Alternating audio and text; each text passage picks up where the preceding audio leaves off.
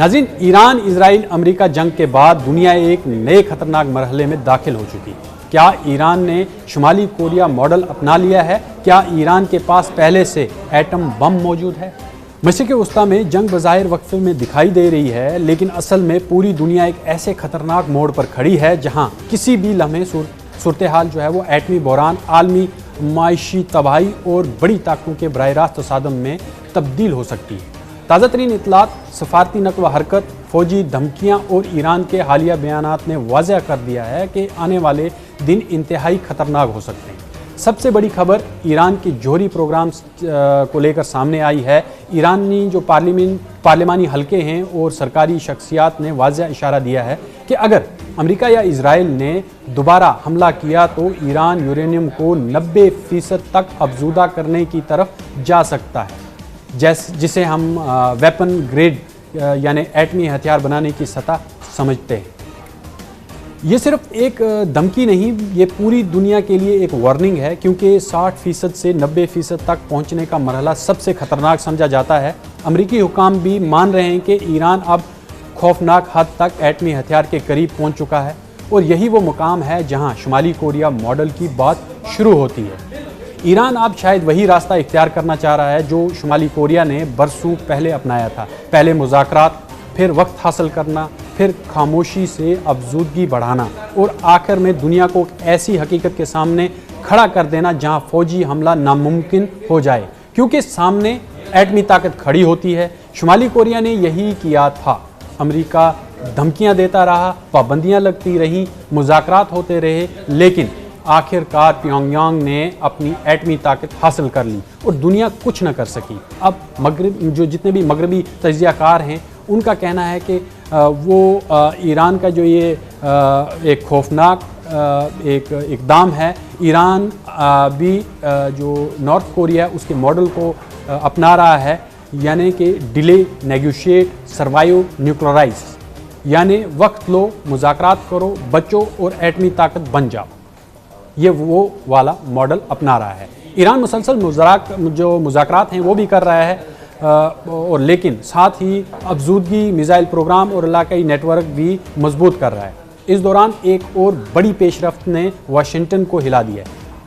अभी अमेरिकी सदर डोनाल्ड ट्रंप चीन पहुंच चुके हैं, जहां ईरान जंग, आबनाए हुर्मुज़, तेल सप्लाई और आलमी मईशत सबसे बड़ा एजेंडा बन चुके हैं। रिपोर्ट्स के मुताबिक ट्रंप और शी जिनपिंग ने इस वक्त स्ट्रेट ऑफ हुर्मुज़ खुला रखने और ईरान को एटमी हथियार न मिलने पर बात की है, लेकिन असल कहानी इससे कई ज़्यादा बड़ी है।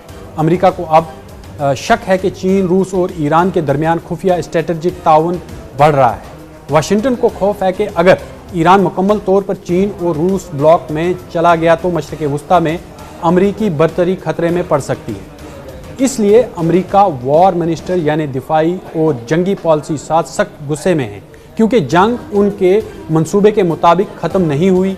ईरान न सिर्फ बच गया बल्कि अब पहले से ज़्यादा जारहाना लहजे में बात कर रहा है।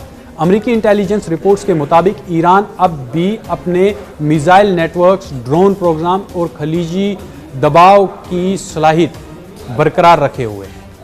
वहीं पाकिस्तान का किरदार भी अब आलमी तवज्जो का मरकज़ बनता जा रहा है। कई रिपोर्ट्स और सफारती हलकों में ये दावा गर्दिश कर रहा है कि ईरान ने अपने कुछ बहरी असासे और जहाज़ पाकिस्तान के साहिली इलाकों या महफूज जोन्स के करीब मुंतकिल कर रखे हैं ताकि मुमकिना अमरीकी या इजरायली कार्रवाई से बचा जा सके।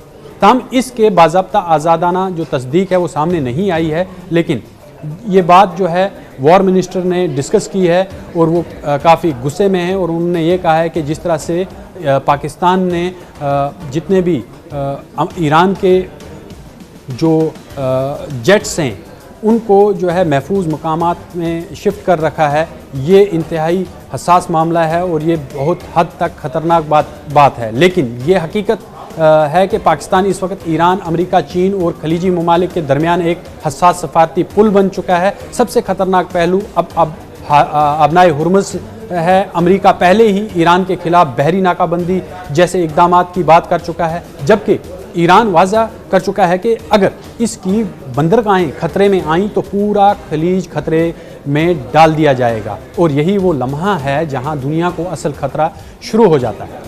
क्योंकि अगर ईरान वाकई 90% अफजूदगी की तरफ बढ़ता है, अगर इजराइल दोबारा हमला करता है और अमेरिका बहरी नाकाबंदी सख्त करता है, और अगर चीन और रूस खुलकर ईरान के करीब आते हैं, तो फिर ये सिर्फ ईरान जंग नहीं रहेगी, ये आलमी ताकतों का बराह रास्त तसादम बन सकता है। मैं समझता हूँ कि सूरत हाल अब इंतहाई नाजुक मरहले में है। जंग मुकम्मल ख़त्म नहीं हुई है, बल्कि स्ट्रेटजिक पॉज यानी ख़तरनाक वक्फे में दाखिल हो चुकी है। हर मुल्क अगले मरहले की तैयारी मुकम्मल तौर पर कर रहा है, और यानी अब जिस तरह से बातचीत आगे नहीं बढ़ पा रही है, नाकाम हो रही है, तो कहीं ना कहीं ईरान और अमेरिका ने पूरी तैयारियां जो हैं वो अगले मरहले की कर ली हैं, और इजराइल भी पूरी तरह से तैयार है। जिस तरह से वो लबनान पर अटैक कर रहा है, ईरान वक्त खरीद रहा है अभी, और अमेरिका दबाव बढ़ा रहा है। इजराइल अगले हमले के लिए तैयारी में है। रूस और चीन खामोशी से अपनी पोजीशंस जो हैं वो मजबूत कर रहे हैं, और दुनिया शायद अभी भी इस बहरान की असल शिद्दत को पूरी तरह से समझ नहीं रही है, क्योंकि अगर ये बहरान दोबारा भड़का तो इस बार सिर्फ मिसाइल नहीं गिरेंगे, बल्कि आलमी मईशत, तेल सप्लाई, समुद्री रास्ते और शायद पूरी दुनिया का वक्त जितनी भी ताकत है उसका तवाज़ुन जो है वो बदल सकता है, वो हिल सकता है। ये है न्यूज़ 18 नेटवर्क और आप देख रहे हैं न्यूज़ 18 उर्दू। हमारी पहुंच, आपकी ताकत।